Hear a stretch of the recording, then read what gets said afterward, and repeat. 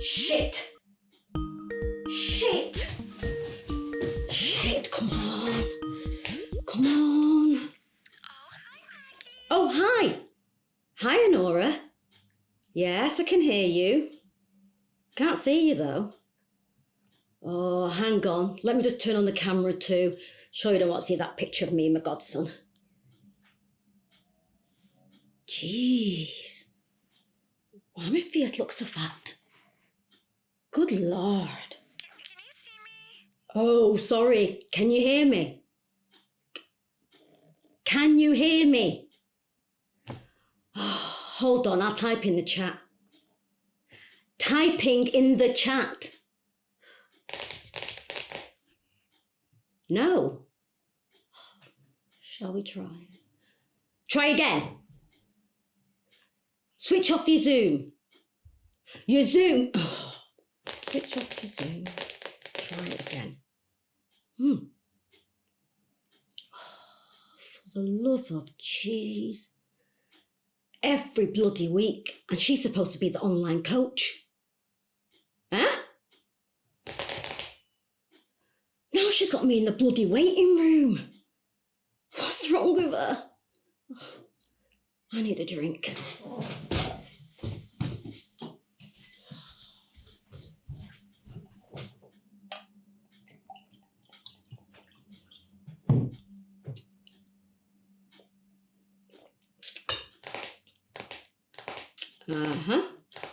This is fun. What's so hard about getting on a Zoom call? She's either on mute, got the camera facing the wrong way, or sending me the wrong ID. Nora! Hi, it's Maggie. Listen, it looks like you're having trouble logging on. Again? Maybe it's me, I don't know. Look, I've got a lot on today, but I really want to talk this through. Let me know what's best. Maybe we try FaceTime, WhatsApp, or just a good old-fashioned phone call.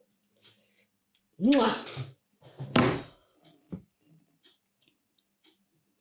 Really does my head in this. You know, you've got a client meeting, you suddenly can't use Zoom, but you can ace a webinar with PowerPoint slides, and why? Do you know what? I can't even. All this online malarkey. And you know we don't have a choice like a lot of things in life nowadays. It's like if you want to survive, be relevant, make money, you got to go online, you just got to. And I said I'd only do things I enjoy. I made that agreement with my therapist recently. Find the joy. Follow my bliss. I thought I was doing well in life, and then boom, bloody COVID. I had a decent job. 18 months I was there. Liked it. Then like a bat out of hell, bloody COVID shut on the world. Paralysed it. I was put on furlough for 3 months. Boss said he couldn't afford to keep us all on, so last in, first out, so that was me, gone. I don't know. Nothing ever bloody makes sense anymore. Anyway, I went on universal credit, which just sounds so shit, doesn't it? I live alone. I like my own company. No one to bother me, no one to mess up my house. I do what I want when I want. But that lockdown last year was something different, man. The silence. Gosh, it was eerie. The loneliness. Even Tesco's was eerie. Everyone walking round in masks, social distancing. No toilet paper, domestos, or even hand sanitizer to be seen for dust.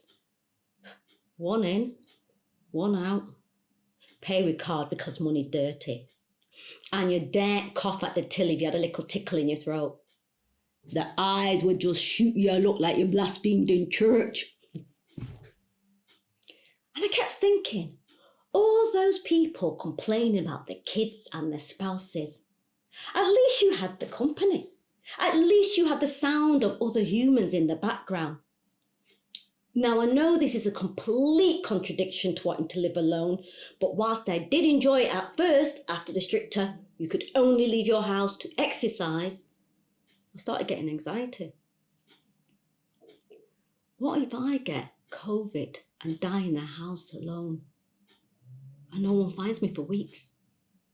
Is this all I have in life? Me, myself and I. And I realised I kept myself distracted, so I'm distracted from thinking about what I've not yet achieved in my life, what I should have had by now at this age. All that silence made me question everything and everyone. Between Instagram, Facebook and Money Ice on Netflix, I felt like I was in some kind of altered reality. Like half the people were thriving. Oh, look at me in my big country house with my garden, enjoying the lockdown, growing my own vegetables and shopping online. Then you had the other half, poor sods, struggling in high-rises, fretting, starving, worrying. Bloody Boris was no help. I only tuned in to see when I'd be getting any extra help from the government, and that was confusing. You will. You won't. Stay in. Get out. Work. Don't work. Oh. So, yeah, I started therapy. I didn't realise how sad and lonely I was. I started thinking about how I wouldn't mind a partner now. Just for company, you know. Someone to check in on me, see how I'm doing. Bring round some Nando's and a bottle of rosé. Even thought about getting a dog. Yeah, I know, me with a dog. Can you imagine? Loneliness does some weird things to you.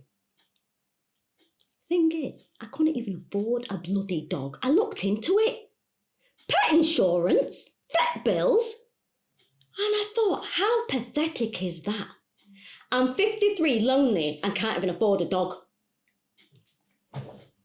That's when I thought, I'm going to start an online business seriously. I got this friend called Jennifer. She's an online business coach, right? And she's always like, look at me attending this networking event.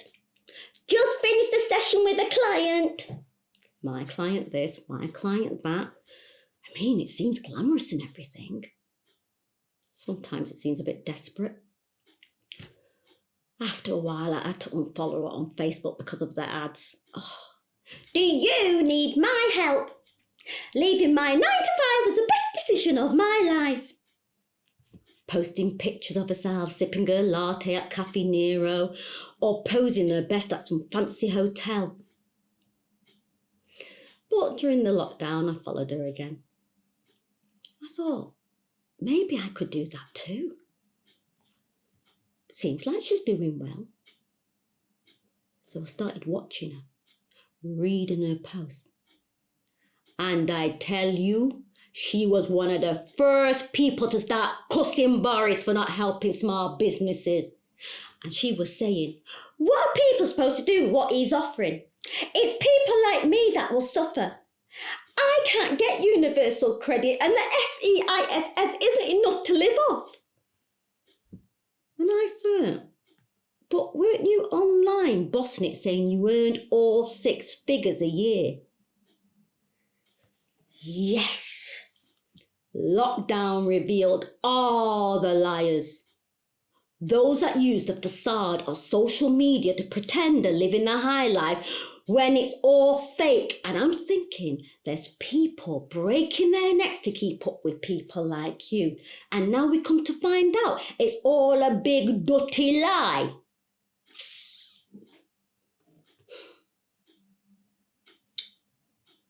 I know people say don't believe what you see on social media.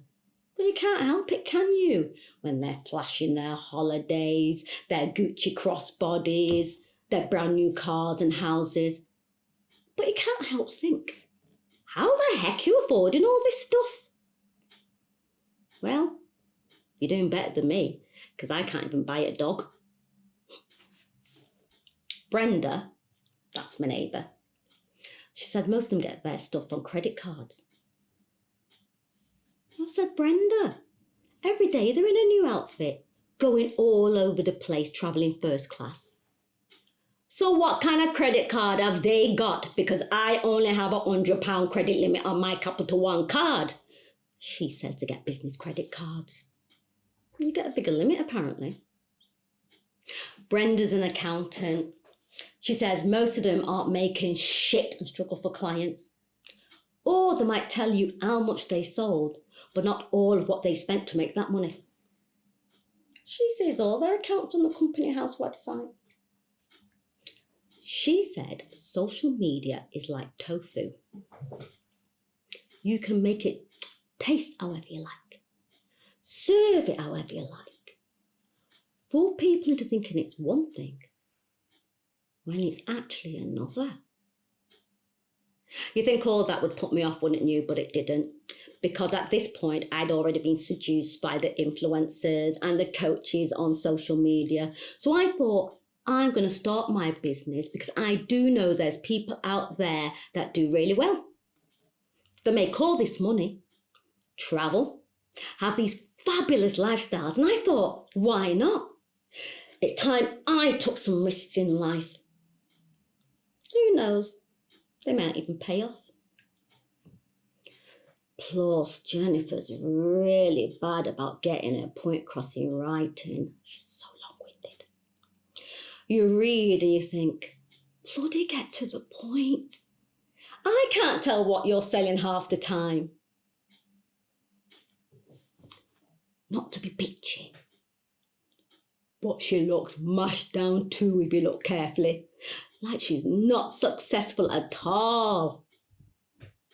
Looks like she's trying too hard. You can just tell by a photo, can't you? She can't be doing that well. She's still bussing the same old wig, those same Primark clothes. Website looks busted. Back in the day, my great aunt used to sell for Avon and she did really well from it. I'd like to do this in her honour. She didn't have Instagram or whatnot. She had her feet, the catalogue and the gift of the gab. Anyway, I found Nora online. I liked her. She was relatable and I know she did well because she posted this picture of her house and she said she was able to buy it from her coaching business. She was doing a free 5-day challenge. 5 days to 10K. You will learn how to become a client magnet, how to increase your visibility online, how to sell your high ticket offers like hotcake. And I thought, let's go. Didn't sell a thing. I was so upset. The way she got me so hyped up and then nothing. She said that if I bought her coaching package, she'll help me set up the foundation for my business. I had the savings and I've been cooped up for so long, I thought, sure, let me try. Read the testimonials, all seemed positive. Then it began. Oh, you need to update your website. You'll need a funnel. Have you got Kajabi? How about a virtual assistant? Oh, you need an audience to sell to every day. Try Facebook ads. Post on Instagram, but check the algorithms to make sure you post at the most optimal times. Show up daily for Facebook Live. People like to buy from real people. It was exhausting. Then you had all the online bitching from the other coaches on the program. Bitching because it's one of the 6-figure months, but didn't actually say how much of that was profit. Bitching because this one was posting snapshots of clients' feedback because that breaches client confidentiality. Bitching because this one was posing at some fancy cafes on beach with a laptop, selling an unrealistic lifestyle. Yet we know she lives on a council estate. Bitching because you're not authentic. We don't talk about the bad days, the pitfalls, the failures. Bitching because you're using too much masculine energy. Bitching because you're posting too much. Bitching because you've stolen the name of someone else's course. I mean, it was like being back at bloody school. Oh, and then there were all the contradictions. Like one will say, I'm not one of those coaches who's only after your money. I actually care about you. I'm about integrity, soul, flow. 2 minutes later, they're posting pictures of their Range Rovers just so they can be seen as relevant, successful, keeping up, one of the big girls. Oh, and there's so much jealousy and insecurity, it's unreal. And you know they are, because they're always the ones moaning about the other coaches, or the ones preaching, don't burn out for your business, but post more than Royal Mail. I think,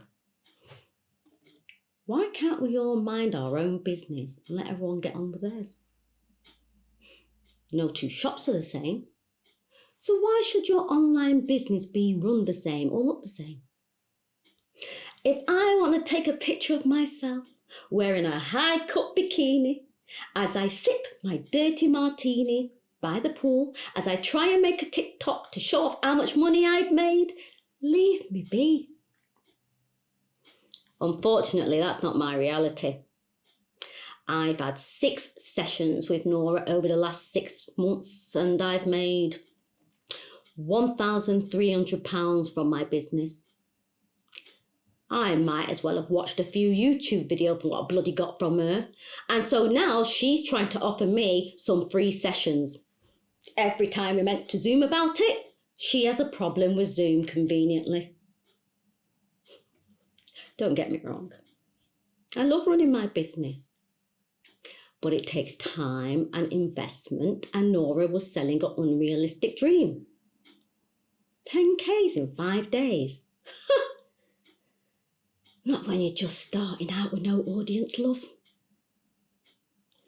I made £2,300 a month from my job. If I could just double that from my business each month, I'd be well happy. Total freedom. My laptop lifestyle. Happiness. Nora says she earns £80,000 a month. 80,000, can you imagine? Life-changing stuff, that.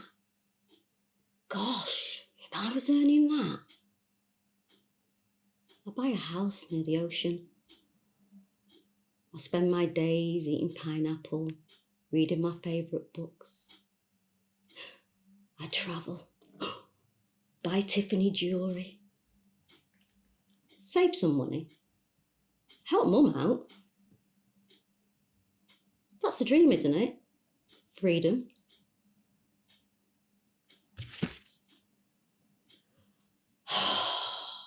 Oh, now Nora and I call me back, you know. I don't want to live a life of regrets. Mum's always saying, if I had, if I did, if I was. And I find it so sad. I don't want to say that, but I found myself saying it a lot during the lockdown. Should I have married Trevor? Was I meant to stay in teaching? Why didn't I buy that house with my sister in 2003? I want to be able to say I tried my very best. But like I said, these days, it's all TikTok and Netflix. And I don't want to be left behind. Things keep changing. And I don't want to be in a place where I have no clue what's going on because of some bloody new technology or social media platform. It's scary. No wonder everybody's unhappy and anxious. We're overloaded. Oh, Nora! Come on, you teeth! What is success anyway? Is it really having a business online that brings you financial freedom? Is it following your own dream? Or is it having the freedom to make choices about your life or your goals in life? And why is there this pressure to be seen as successful? What does that mean about me that I need to be seen as successful? Is there this cohort of people that have been abused and traumatised as kids just out there trying to look successful online so that we can show our perpetrators how great we are? I mean, when my dad left my mum, that was traumatic. We thought we weren't good enough for him, otherwise he would never have left. So you kind of go, I'm going to prove I'm good enough by being successful because I don't actually believe I'm good enough.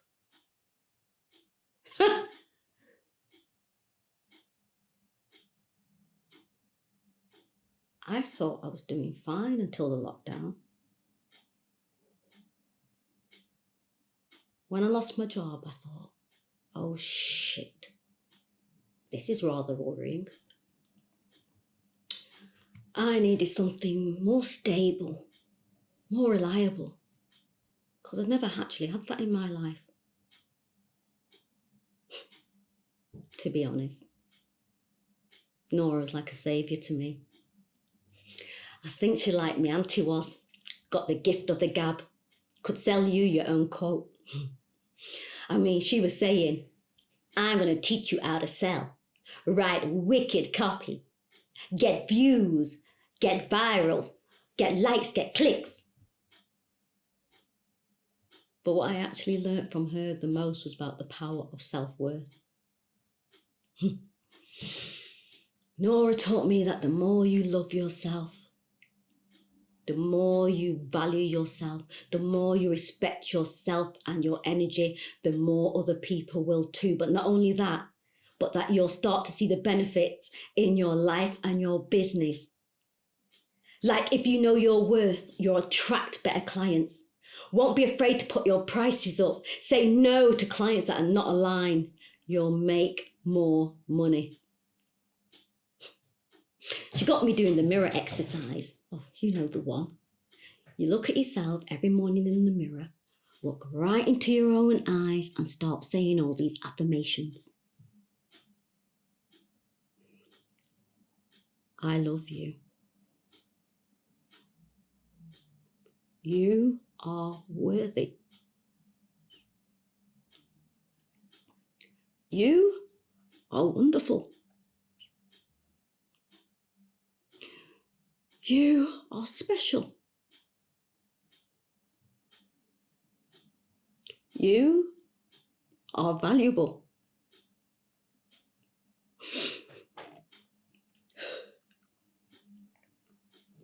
First time I tried it, I got a lump in my throat.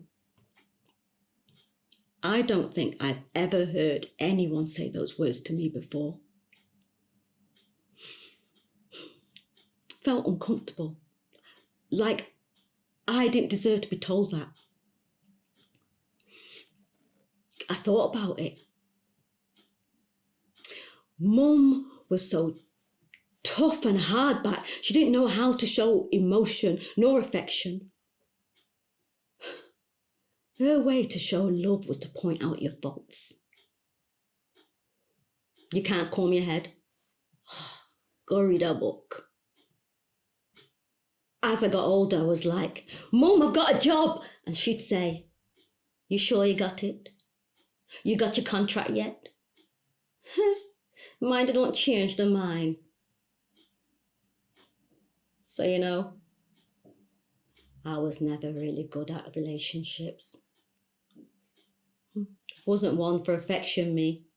No compliments. Always showing I was tough and resilient, because really that toughness was how I survived without being loved. And it made me realise This is why I've not made it in life yet. I don't believe I deserve anything good. I'll work my arse off for them, but deserving, commanding, expecting, that's so alien to me. Nora taught me that. It's a game changer. Anyway, there's this other client I want to work with now. More my style, I think. I'm cheaper than bloody Nora. I think Nora knows I want to cancel my contract with her. Think that's why she's suddenly having difficulties logging on. I think you just got to keep trying different coaches and learn as you go along. Because at the end of the day, everybody does what works for them. Everybody does what they need to do to survive. This coach gets you 5k a month and more realistic. I had a clarity call with her and she was dead funny. I thought if I can get 5k months, I'm definitely getting a dog. Foster like Meghan Markle has. Nora. Hello, Nora. Yes, it's a very good time to talk.